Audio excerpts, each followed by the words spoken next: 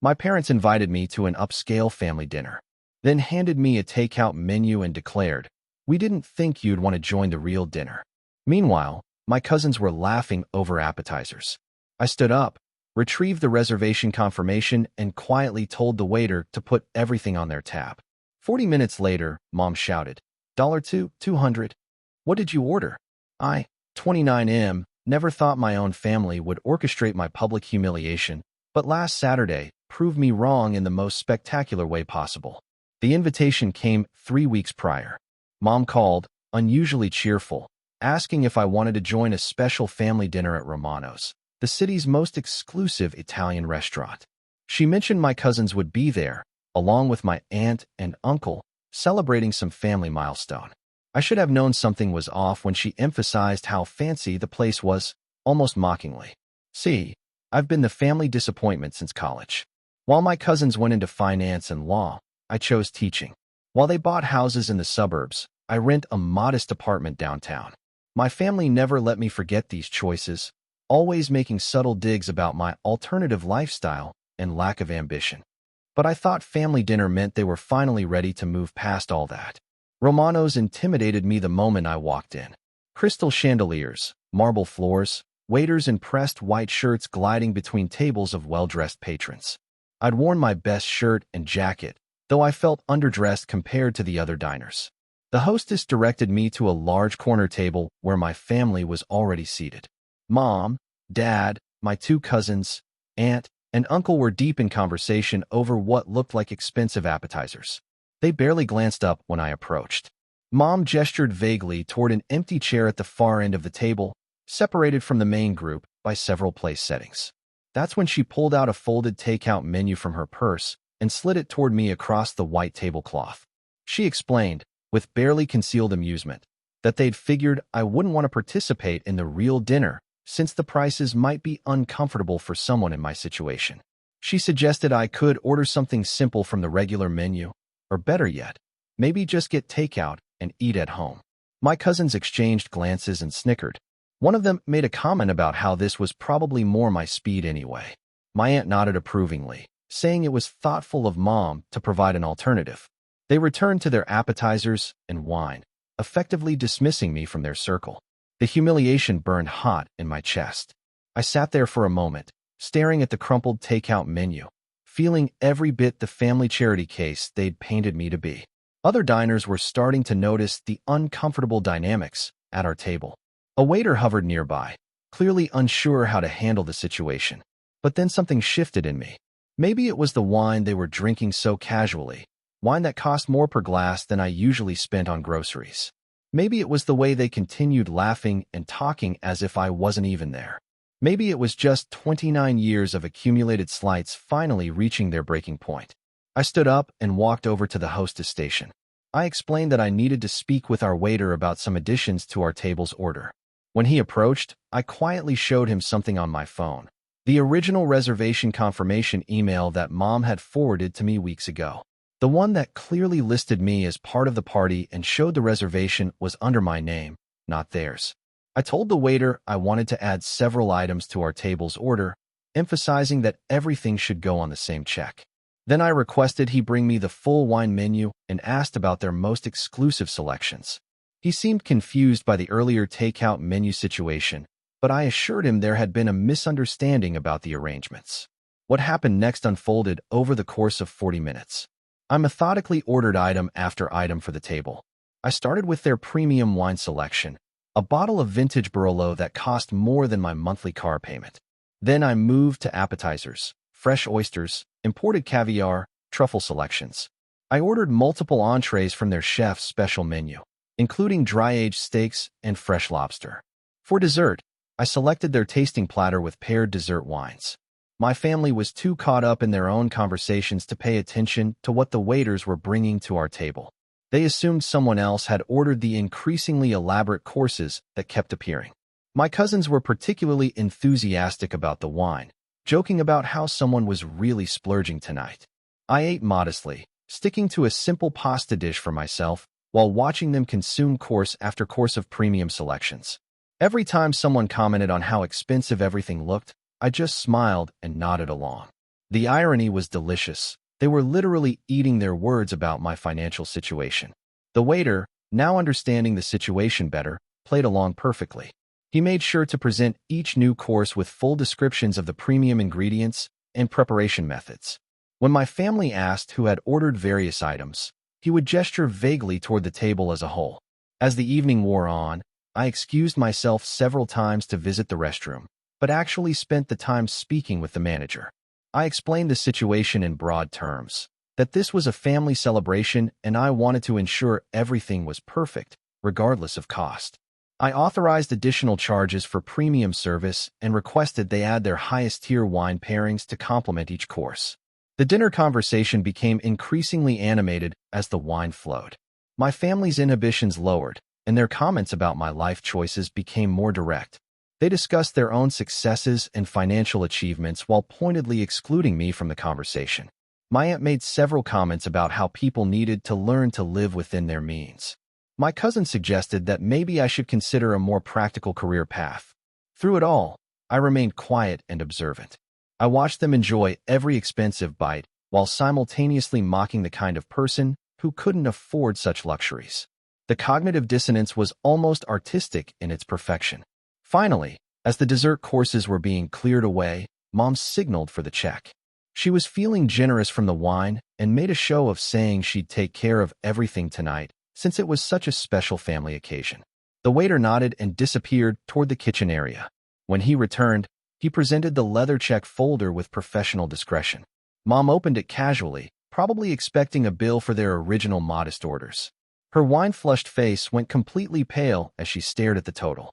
She shouted the amount before she could stop herself, $20 to $100. The entire restaurant went quiet for a moment. Dad grabbed the check from her hands, his eyes scanning the itemized list in disbelief. The premium wine alone accounted for over $800. The caviar and truffle selections added another $600. The special preparation fees and premium service charges brought the total to a number that clearly exceeded their comfort zone. My cousins started demanding explanations. Who had ordered the vintage wine? Why were there charges for items they didn't remember requesting? My aunt suggested there had been some mistake with the billing. The entire table erupted into confused arguments about what had been ordered and by whom. I remained calm throughout their panic. When Dad finally turned to me with suspicion in his eyes, asking if I knew anything about the excessive charges, I simply smiled and reminded him of Mom's generous offer to cover the family dinner. After all, she had specifically said this was her treat for everyone. Mom started going through the itemized bill line by line, her voice getting higher with each expensive item she discovered. The premium wine pairings, the chef's special preparations, the imported ingredients, everything I had carefully selected while they were busy dismissing me as too poor to participate in their real dinner. The manager appeared at our table, drawn by the commotion. He professionally confirmed that all items had been ordered by someone at our table and that the charges were correct. When pressed for details about who specifically had made each order, he discreetly indicated that the requests had come through proper channels and that payment was now due. My family found themselves in an impossible situation.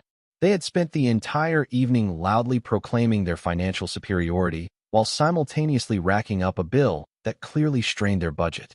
The irony was not lost on the other diners, who had witnessed the earlier humiliation they'd attempted to inflict on me. Dad pulled out his credit card with obvious reluctance. As he handed it to the waiter, he muttered something about how this was going to require some financial shuffling on their end. My cousins were notably quieter now, probably calculating how this unexpected expense would impact their own monthly budgets. I waited until the payment was processed before making my exit. I thanked Mom for the lovely dinner and mentioned how much I'd enjoyed finally being included in their upscale family traditions. I told them the evening had been truly enlightening and that I'd learned a lot about family values and generosity. As I walked toward the exit, I could hear them behind me, still trying to piece together exactly how they'd ended up with such an astronomical bill. The takeout menu sat forgotten on the table, a crumpled reminder of their initial intentions.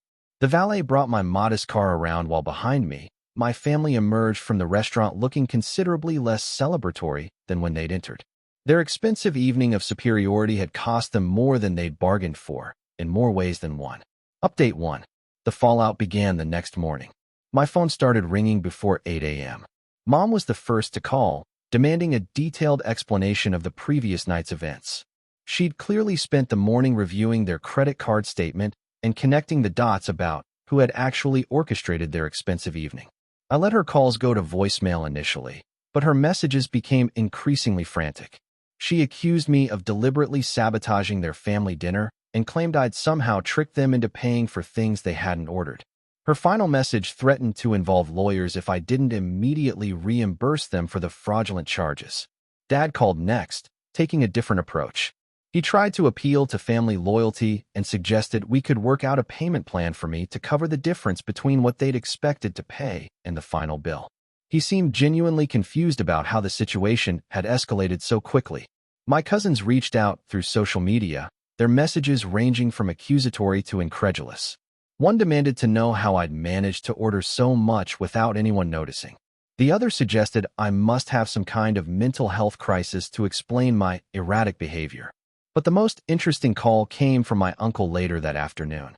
He'd apparently spent the morning thinking about the previous evening's events and had reached some uncomfortable conclusions about his family's behavior. He admitted they'd planned the takeout menu humiliation in advance, thinking it would be funny and maybe teach me a lesson about living beyond my means. He apologized for his part in the scheme and acknowledged that my response, while extreme, was perhaps understandable given the circumstances. He even mentioned that he'd been impressed by how I'd managed to turn the tables so completely without anyone realizing what was happening until it was too late. Update 2. By Tuesday, the story had spread through our extended family network.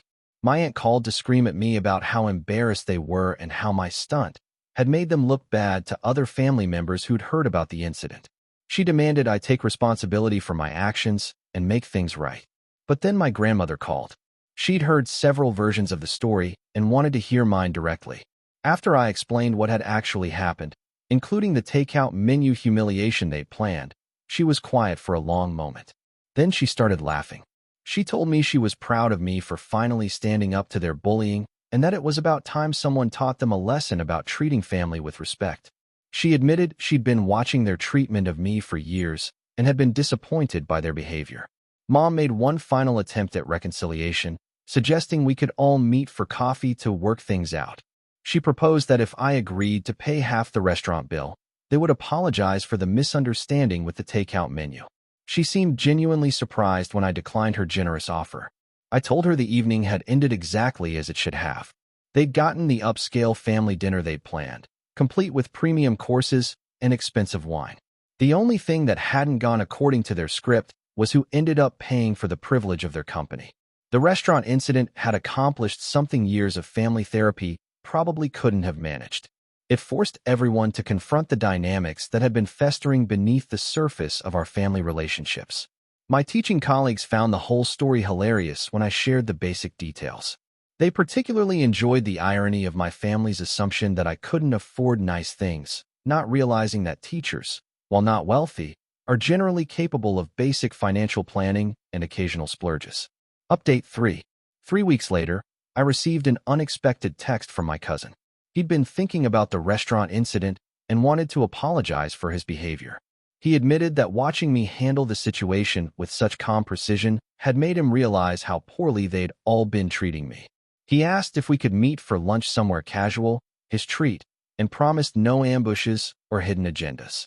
Just a genuine conversation between family members who'd lost their way with each other. I agreed, curious about his change of heart. Over sandwiches at a simple cafe, he explained that the restaurant incident had sparked some serious discussions within the family. Several relatives who hadn't been present that night had heard about what happened and expressed their disapproval of the planned humiliation. He told me that my aunt and uncle had been getting criticism from other family members about their treatment of me over the years. My grandmother had apparently been particularly vocal about her disappointment in their behavior. More importantly, he admitted that my response had earned their grudging respect. The precision and patience required to orchestrate such a complete reversal of their intended humiliation had impressed even his father, who worked in strategic business planning. We talked for over 2 hours, covering years of accumulated resentments and misunderstandings. He acknowledged that their treatment of me had been unfair and rooted in their own insecurities about success and family expectations. By the end of our conversation, we tentatively agreed to start rebuilding our relationship on more honest terms. No more condescending comments about my career choices, no more financial comparisons, no more exclusion from family events. The restaurant bill, he mentioned with some amusement, had actually been less devastating to their finances than they'd initially claimed. The real damage had been to their pride and their image within the extended family network. As for my parents, they've maintained a careful distance since the incident. Mom still occasionally sends passive-aggressive texts about family harmony and forgiveness, but hasn't issued any more dinner invitations. Dad seems to have accepted that their strategy backfired completely and has moved on to pretending the whole thing never happened. The takeout menu incident, as it's become known in family circles, has apparently become a cautionary tale about underestimating people and the dangers of elaborate schemes to embarrass relatives. Looking back, I don't regret my response to their planned humiliation. Sometimes the only way to address years of accumulated disrespect is with a demonstration that demands immediate attention. The $20 to $100 lesson in family dynamics was expensive for them, but apparently necessary for everyone involved. I've learned that standing up for yourself doesn't always require confrontation or argument. Sometimes the most effective response is patient, calculated action that speaks louder than any words could manage. The incident taught me something important about my own capabilities and resolve. When pushed beyond my tolerance for disrespect, I'm apparently quite capable of strategic thinking and flawless execution. Most importantly, it reminded me that family relationships built on condescension and financial hierarchy aren't worth preserving at the cost of self-respect. Sometimes the best family dinner is the one that finally clears the air, regardless of what it costs.